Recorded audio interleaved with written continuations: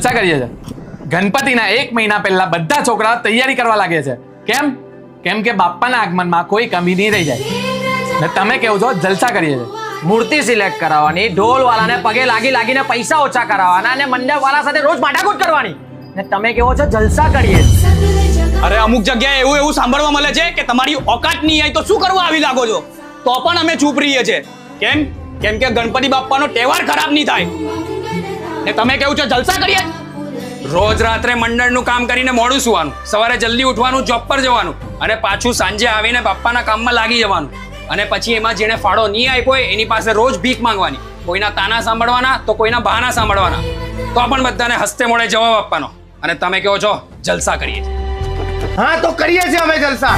જ્યારે રાત પર જાગીને બાપ્પાની મૂર્તિ રેડી કરાવીને આગમન થાય છે ને ત્યારે કરીએ છીએ અમે જલસા. બાપ્પાની આરતી